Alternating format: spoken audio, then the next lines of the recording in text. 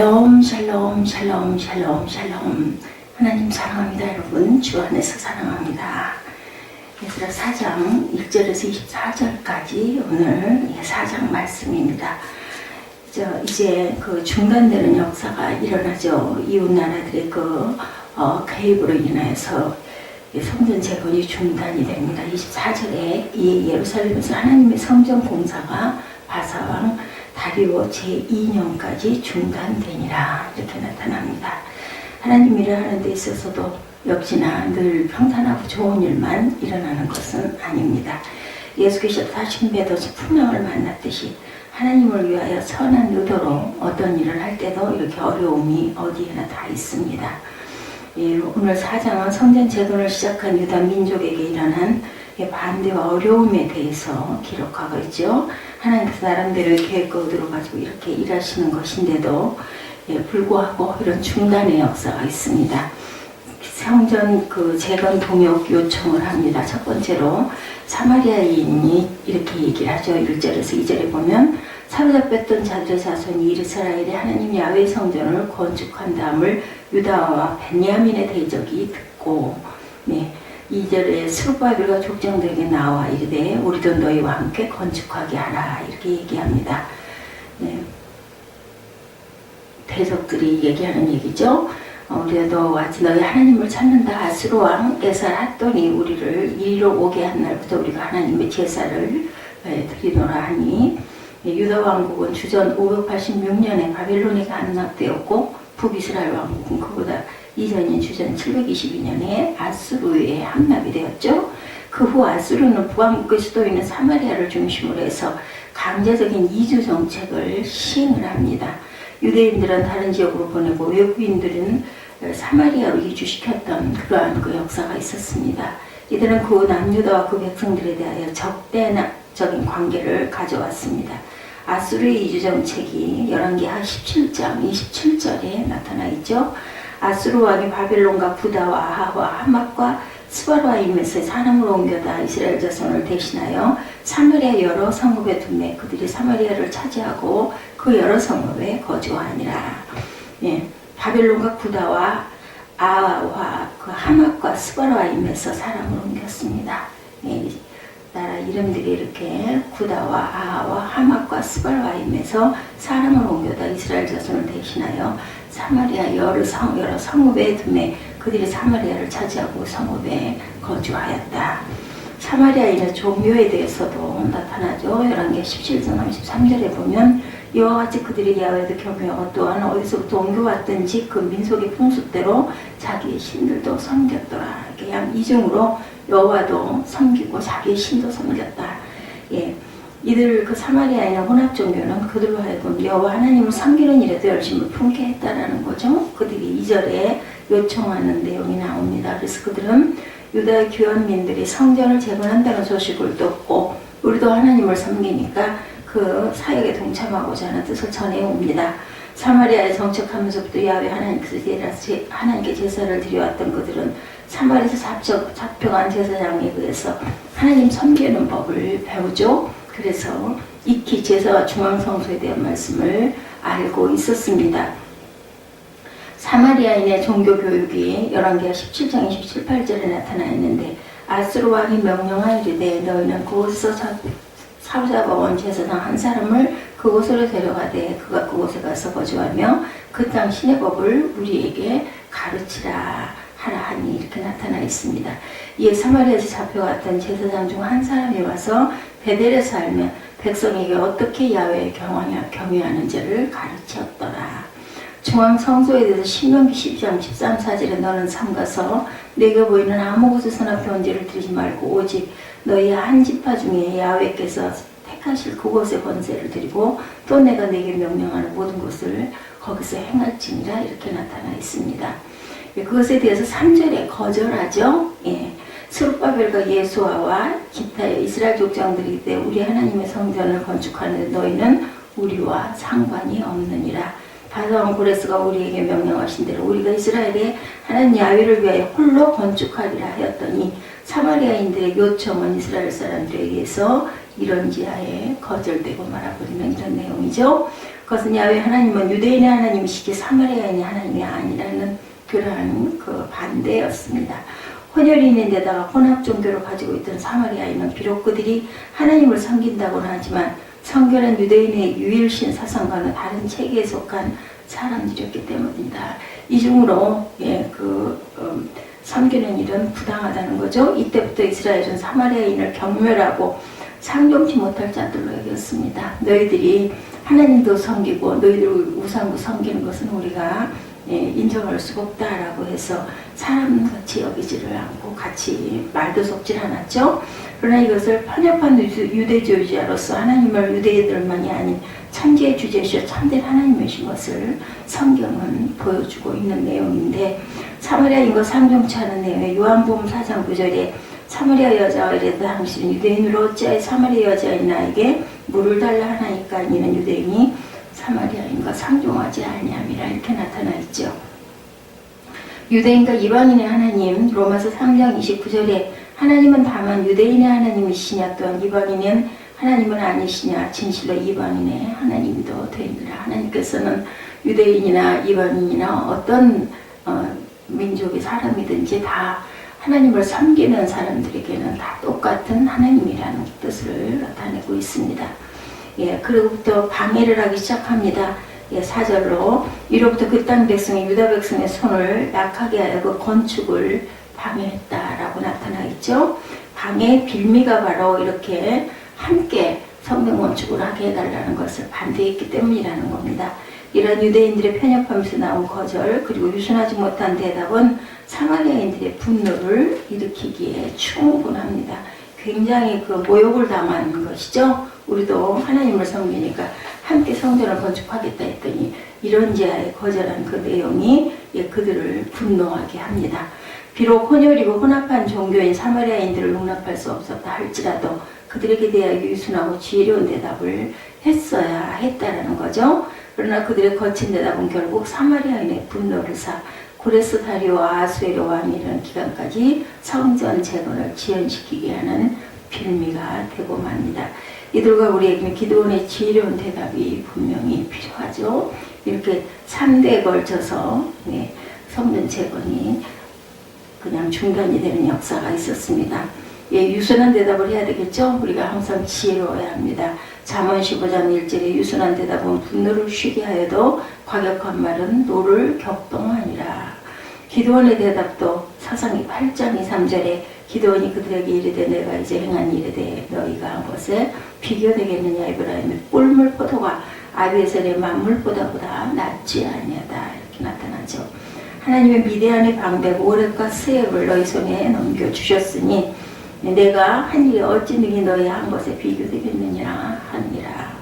기드온이 이 말을 하며 그때 그들의 노여움이 풀립니다. 이렇게 말을 잘해서 상대방의 분노를 일으키는 일을 우리가 피해야 되겠다. 그 다음에는 고소하는 부분이 나타나죠. 6절에 보면 또 아수에로가 즉위할 때 그들의 글을 올려 유다와 예루살렘 주민을 고발하니라. 그들이 이제 아수에로 왕 때 고발을 합니다. 이들이 이렇게 우리를 무시했다.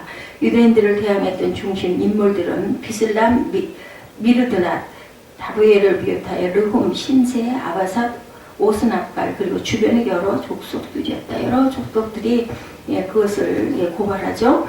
이들은 바사왕 아닥사스다에게 고도를 한 자들이며 그들의 명단은 유대민족을 시기하고 반대하던 자들이 얼마나 많고 강력한 세력을 형성했는지를 보여줍니다. 이들은 아닥사스다만이 아니라 여러 왕들에게 고소문과 뇌물을 주고하면서 유대인의 성전 재건을 방해하죠. 이것은 하나님의 사역을 방해하는 사단의 끈질긴 모습까지로 보여주는 것이 나타납니다. 다리오에게 고소하죠. 에스라 5장 6절 본문에 유브라데 강 건너편 총독 다뜨네와 스달보스네와 그들의 동관인 유브라데 강 건너편 아비삭 사람이 다리오 왕에게 올린 글의 초본은 이러하니라. 이렇게 시작을 합니다. 사단의 끈질긴 방해에 대해서 욥기 2장 4절에서 5절에 사탄이 야훼께 대답하여 이르되 가죽으로 가죽을 바꾸오니 사람이 그의 모든 소유물로 자기의 생명을 바꾸올지라. 이제 주의 손을 펴서 그의 뼈와 살을 찢어서 그리하시면 틀림없이 주를 향하여 욕하지 않겠나이까. 그의 생명을 뺏으려고 하면 분명히 하나님을 욕할 것이다. 욥기에 사단들이 하나님께 이렇게 주장을 하는 내용이죠. 7절에도 그 글에 일렀을 때 다리오 왕은 평안하옵소서 이렇게 시작을 합니다. 이제 고소하는 내용이죠. 11절에서 16절에 이스라엘의 대적이 아닥사스다 왕이 올린 고소문의 내용입니다. 아닥사스다 왕의 통치 기간은 주전 465년에서 424년으로 다리오 왕보다 더 이후 시대에 속하고 있죠. 그래서 본서의 기자는 역사적인 순서를 무시하고 사마리아인의 끈질긴 방해를 보여주고자 하는 목적으로 이 고소문을 여기에 실어놨습니다. 65년에서 24년이니까 거의 몇 년이에요? 41년 정도 되는 기간이 성전 재건이 중단됩니다. 아닥사스다 왕의 통치가 에스라 7장 1절에 이 일 후에 바사왕 아닥사스다가 왕에 있을 때에 에스라라는 자가 있느니라. 그는 스라야의 아들이요 아사랴의 손자요 힐기야의 증손이다. 이렇게 나타나죠. 사마리아인의 모함에 대해서 에스라 4장 13절에 이제 왕은 아시옵소서 만일 이 성읍을 건축하고 그 성곽을 완공하면 저 무리가 다시는 조공과 관세와 통행세를 바치지 아니하리니 결국 왕들에게 손해가 되리이다. 성전 재건을 하면 그들은 이제 세도 바치지 않을 것이다 라고 이야기를 하는 내용이죠. 이렇게 모함을 합니다. 그래서 중지가 되는 내용이 21절에 나타나죠. 17절부터 왕의 조소입니다. 왕이 방백 르운과 서기관 심세와 사마리아에 거주하는 그들 동관들과 강 건너편 다른 땅 백성에게 조소를 내리니 이랬을 때 너희는 평안할지어다 로 이렇게 시작이 됩니다. 아닥사스다 왕은 고소문을 보고 즉시 조소를 내리죠. 아닥사스다는 그의 조소를 통하여 고소문에 기록된 표현대로 유다 민족은 패역하고 모반하는 족속이다. 이미 왕이 바뀌었어요. 그죠? 고레스가 그런 칙령을 내렸는데 이제는 아닥사스다 왕 때이기 때문에 이렇게 바뀐 내용입니다. 사실 아수르나 바벨론 같은 강대국의 입장에서 보면 유다 왕국이 반역적으로 보였을 수도 있어요. 그 시대에. 또한 실제로 유다의 여러 왕들이 강대국들의 세력을 배척하기도 했었던 거죠. 아닥사스다는 유대인의 제기에 불안을 느꼈고 따라서 그들의 사역을 그대로 두면 자신의 왕국에 큰 해가 미칠 것이라는 생각을 하게 됩니다. 그래서 그는 르군과 심세에게 건축 사역을 중지시켜라 하고 명령을 합니다. 히스기야의 배척이죠. 여호와께서 그와 함께 하시며 그가 어디로 가든지 형통하였더라. 저가 아수르 왕을 배반하고 섬기지 아니하였다. 이렇게 나타나 있습니다. 역사적으로 건축 중지 명령이 드디어 21절에 이제 너희는 명령을 전하여 그 사람에게 공사를 그치게 하여 그 성을 건축하지 못하게 하고 내가 다시 조서 내리기를 기다려라. 중단하고 내가 다시 조서 내릴 때까지 건축 공사하지 말아라. 성전 재건이 이렇게 해서 중단이 됩니다. 권력에 의한 억제죠. 이에 유대인의 대적들은 왕의 권세를 얻고 그들의 공권력을 동원하여 유대인들의 사역을 억제하고 그치게 합니다. 성경은 이들이 이 일을 행함에 있어 급히 했다고 나타나죠. 여기서 우리는 하나님께서 허락하신 권세가 오용되어지는 것을 보게 됩니다. 이들의 권세는 하나님의 뜻이 아니라 사단이 원하는 대로 사용이 되고 있습니다. 하나님이 허락하신 권세에 대해서 로마서 13장 1절에 각 사람은 위에 있는 권세들에게 복종하라. 권세는 하나님으로부터 나지 않음이 없나니 모든 권세는 다 하나님께서 정하신 것이다 라고 나타나 있죠. 권세의 오용에 대해서 요한복음 19장 15, 6절에 그들이 소리 지르되 없이하소서 없이하소서 그를 십자가에 못 박게 하소서. 빌라도가 이르되 내가 너희 왕을 십자가에 못 박으랴. 대제사장들이 대답하되 가이사 외에는 우리에게 왕이 없나이다. 이렇게 하면서 예수님을 십자가에 못 박도록 그들에게 넘겨주는 내용이 요한복음에 나타나 있죠. 이렇게 해서 24절에 보면 이 당시에 유대인들에게는 군사력이 없었으므로 공권력의 남용에 대해서 정할 방법이 전혀 없었다. 그리하여 성전의 재건 사역은 한동안 중지되죠. 하나님의 사역을 하는 데는 이처럼 어려움도 많이 따른다는 겁니다. 그러나 환경에만 매달려서 끌려다니는 것은 올바르지 않은 대응 방법이고 이들은 더욱 적극적으로 기도하면서 재건 사역을 재개했어야 했습니다. 재건 사역이 중지되어 에스라 4장 마지막 절이죠. 이에 예루살렘에서 하나님의 성전 공사가 바사왕 다리오 제2년까지 중단되니라. 하나님의 사역에 따르는 장애물들이 하박국 1장 13절에도 나타나는데 주께서는 눈이 정결하심으로 악을 참아보지 못하고 폐역을 참아보지 못하시거늘 어찌하여 거짓된 자들을 방관하시며 악인이 자기보다 의로운 사람을 섬기는데도 잠잠하나이까 이렇게 증거합니다. 이래서 스룹바벨과 예수와를 중심으로 한 성전 재건 사역은 처음에는 순조로운 것 같았는데 그 대적들의 방해로 말미암아 이렇게 중단이 됩니다.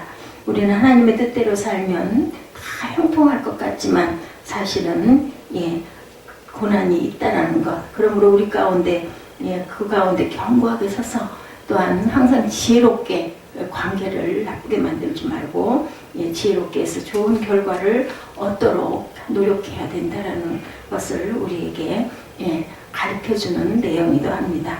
유대와 베냐민의 대적이 사로잡혔던 자의 자손이 이스라엘 하나님 야훼를 위하여 전을 건축한 다음을 듣고 스룹바벨과 족장들에게 나와 이르되 우리도 너희와 함께 건축하라 이렇게 했던 그런 내용에서 성전 건축이 우리도 너와 같이 너희 하나님을 구한다. 아스로 왕 에사라돈이 우리를 이리로 오게 한 날부터 우리가 하나님께 제사를 드렸으니까 지금 이게 사마리아에 사는 사람들이 이렇게 말을 합니다. 말하자면 이들은 뭐라 그래요? 진짜가 아니라 가짜들인 흉내만 내는 사람들이었습니다. 2절에도 스룹바벨과 족장들에게 나와 이르되 우리로 너희와 함께 건축하게 하라. 전을 같이 건축하자는 그 내용에서 반대한 것으로 인하여서 결국은 그들이 방해 공작을 합니다. 왕에게 조서를 올리는 내용이죠. 느헤미야 4장에 보면 산발랏이 우리가 성을 건축한 다음을 듣고 크게 분노하여 유대 사람을 비웃으며 가로되 이 미약한 유다 사람들이 하는 일이 무엇인가? 스스로 경고케 하려는가? 제사를 드리려는가? 하루에 피력하려는가? 소화된 돌을 무더기에서 다시 일으키려는가 하고 암몬 사람 도비아는 곁에 섰다가 가로되 저들의 건축하는 성벽은 여호가 올라가도 곧 무너지리라 하더라. 이렇게 비웃는 내용이 나타나 있죠. 예레미야에도 이런 내용이 나타나 있습니다. 다음 4절에 우리 하나님이여 들으시옵소서 우리가 업신여김을 당하나이다. 뭐라는데 업신여김을 당한다고요? 원컨대 저희의 욕하는 것으로 자기의 머리에 돌리사 노략거리가 되어 이방에 사로잡히게 하시고 전쟁이 나서 잡혀가게 해달라고 합니다. 저주를 하는 거죠. 결국은 이렇게 해서 성전 재건이 중단이 되는 역사가 나타납니다. 방해자들은 산발랏 도비아와 다른 방해자들 과연 고소사건으로 나타난 원수의 관계는 성전 재건이 중단되는 것 총력을 모아 고소하는 내용들이 나타나 있죠. 이 고소사건의 주모자는 비슬람과 마르드락과 다이엘이었다. 에스라 4장 7절에 이들은 서로 다른 족속이었습니다. 그런 다른 종족들이었지만 그들의 한 가지의 목적을 위해서 이렇게 함께 힘을 합해서 성전 재건을 방해하는 내용이 나타나죠. 그들의 총력전의 증거를 보면 아람 문자와 아람 방언으로 진술서를 기록했다라는 것이 나타납니다. 당시 아람어는 국제 통용어였고 히브리인들은 히브리어를 사용하고 있었는데 그들은 친밀감을 얻기 위하여 아람어로 진술서를 기록합니다. 그리고 두 번째 지방장관들을 총동원하여서 규합한 한 내용이 본문 8절에 방백 르혼과 서기관 심세가 아닥사스 왕에게 올려 이렇게 나타나죠. 여기 방백이란 아람어로 BLPM으로 군사령관을 뜻하고 서기관은 행정의 책임을 맡은 지방 관리를 의미하고 있죠. 10절 끝에 종교한 오스나발이 함께 동참합니다. 이렇게 막강한 권력자들을 총동원한 내용이 본문에 자세히 보면 나타나 있죠. 사단은 지금도 하나님을 대적하기 위해서 이렇게 총력전을 펼치고 있다라는 것. 갖은 술책과 지혜를 다 동원하죠. 권세 있는 자, 유능한 자, 존귀한 자들을 모두 동원해서 규합합니다. 또한 할 수만 있으면 많은 사람을 규합하고 하나님의 거룩한 역사를 대적하려고 한다는 것을 우리가 절대로 잊어버려서는 안 된다. 그렇기 때문에 우리 또한 단결하고 뭉쳐야 합니다. 뭉치지 못하고 대열에서 이탈할 때 즉각적으로 사단의 발이 될 수 있다는 것. 우리는 이 비상한 시기에 더 깨어 기도하고 지혜와 힘과 정성을 모으고 사단의 괴계를 분쇄할 수 있는 하나님의 사람들이 되어야 되고 기도해야 되겠습니다. 거짓으로 악평하며 고소하는 부분이 나타나죠. 11절에서 16절에 아닥사스다 왕에게 고소한 진술의 내용을 쭉 나타냅니다. 이 내용을 보면 처음부터 마지막까지 모두 다 거짓말을 하고 있습니다. 이를 세 가지로 분류하면 첫째, 고소자들이 예루살렘 주민이다 이렇게 얘기합니다. 그들은 본래 예루살렘의 주민이 아니죠. 이방 땅에서 이주해 온 사람들입니다. 지금은 강서편 사마리아 땅에 살고 있었습니다. 두 번째, 자신들이 왕의 신복이라고 또한 거짓말을 합니다. 신복이라는 왕의 명령을 충성하는 신하라는 뜻을 나타내고 있는데 그들은 왕의 명령을 실행하는 이스라엘 백성들을 방해하기 위해서 스스로 왕의 신복이라고 또한 거짓되게 내용을 꾸몄습니다. 세 번째, 고소 내용 또한 거짓말입니다.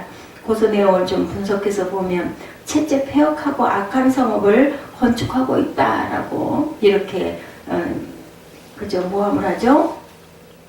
예루살렘은 인류 역사상 최초로 하나님의 성전이 세워진 영광의 도성이었고 지금 성전을 재건하고 성곽을 수축하는 것은 하나님께 경배하기 위해서인데 그들은 그렇게 얘기를 하지 않습니다.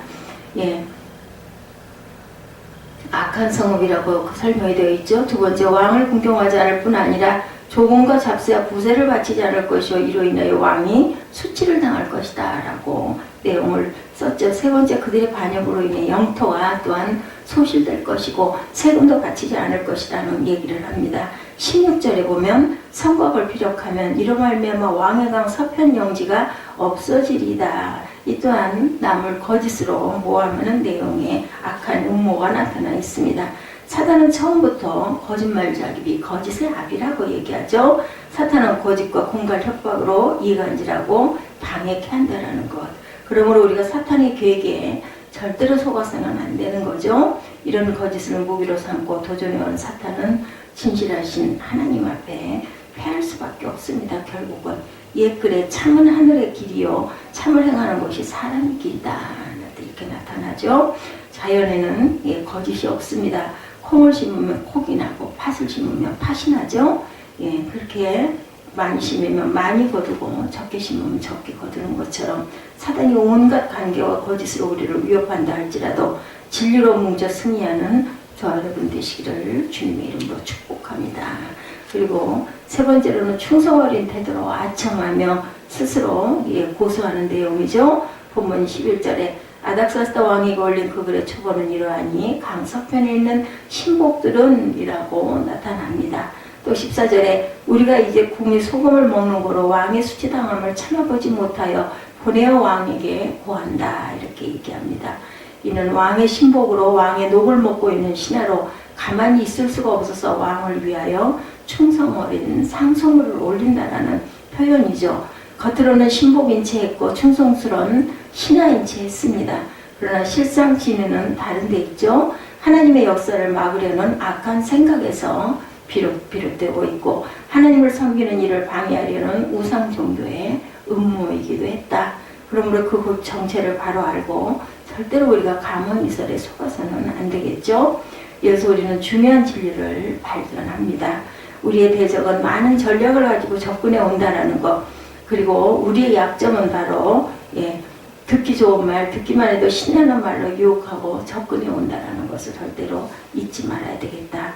또한 이런저런 이유로 은혜의 자리에 떨어져 나가는 자를 노립니다. 그런 자를 찾아와 가문이설로 유혹하기도 하고 위로하기도 하죠. 마치 모든 문제를 해결해 줄 것처럼 아주 사탕발림을 하기도 합니다. 심지어 광명한 천사와 같은 모습으로도 나타나죠. 그러나 그들의 궁극적 목적은 우리를 돕는 게 아니라 멸망시키려 하는 것이다. 큰 역사를 우리가 시작할 때 갖가지 방법과 술책과 관계로 이렇게 사단은 성도들을 유혹한다라는 거죠. 적의 전략과 술수를 우리가 꼭 깨달아 알아야 되겠고 그들의 그러한 사탕발림의 술책에 절대로 넘어가서는 안 되겠다. 그래서 우리는 정신을 차리고 모든 악한 것을 분별할 수 있는 분별의 영을 하나님께 구해야 되겠습니다. 하나님의 영광을 위하여 항상 아름다운 역사를 이루시는 하나님의 자녀들이 되어서 승리하시는 저와 여러분들 오늘 예수라 4장 1절에서 24절의 내용을 쭉 축속적으로 훑어보고 이런 악한 원수 마귀들이 항상 우리 도처에 우리 선한 뜻 안에도 항상 찾아온다라는 것. 하나님의 역사 안에도 이런 원수마귀는 탐을 노리고 거짓과 술책을 가지고 사탕 발림을 하면서 다가온다는 것을 잊지 않는 저 여러분 되시기를 주님의 이름으로 축복합니다. 기도하시겠습니다.